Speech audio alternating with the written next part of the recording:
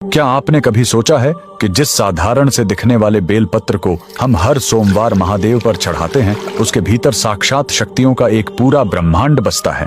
आखिर एक बेल के पत्तों में ऐसा क्या है कि उसे चढ़ाते ही महादेव का रौद्र रूप शांत हो जाता है? स्कंद पुराण में छिपा है वो रहस्य जो बताता है कि बेलपत्र कोई साधारण वनस्पति नहीं, बल्कि माता पार्वती के पसीने की बूंदों से जन्मा एक दिव्य कवच है। वीडियो के अंत तक बने रहना, क्योंकि आखिरी हिस्सा आपको बताएगा कि बेलपत्र के 3 पत्ते असल में किन 3 महाशक्तियों का प्रतीक हैं। इस अलौकिक गाथा का आरंभ होता है मंदराचल पर्वत से, जहां माता पार्वती कठिन तपस्या में लीन थीं। तप की अग्नि इतनी प्रचंड थी कि उनके मस्तक से पसीने की कुछ बूंदें धरती की कोख में जा गिरी। उन्हीं दिव्य बूंदों के अंश से एक अद्भुत वृक्ष उत्पन्न हुआ, जिसे स्वयं माता पार्वती ने बिल्व वृक्ष का नाम दिया। लेकिन रुकिए, इस वृक्ष की असल शक्ति इसके बाहरी रूप में नहीं, बल्कि इसके कण कण में बसे देवत्व में है। स्कंद पुराण के अनुसार बेल वृक्ष की जड़ों में स्वयं माता गिरिजा और राधा रानी का वास है। इसके तने में देवी महेश्वरी निवास करती हैं, तो इसकी शाखाओं में दक्षायणी की शक्ति बहती है।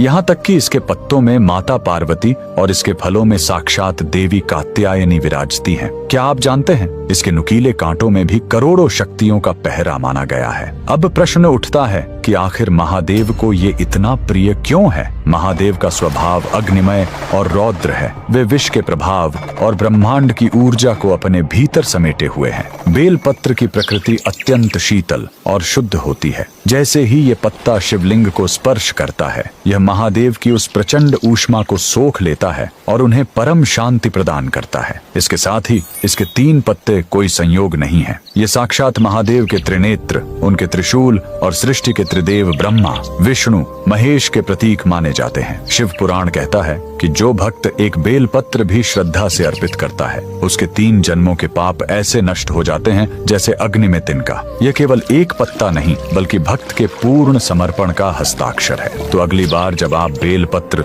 तोड़े या चढ़ाएं, तो याद रखें, आप प्रकृति का एक अंश नहीं, बल्कि साक्षात शक्ति का स्वरूप महादेव को सौंप रहे हैं। अगर आप भी महादेव की इस दिव्य शीतलता के भक्त हैं, तो कमेंट्स में हर हर महादेव जरूर लिखें।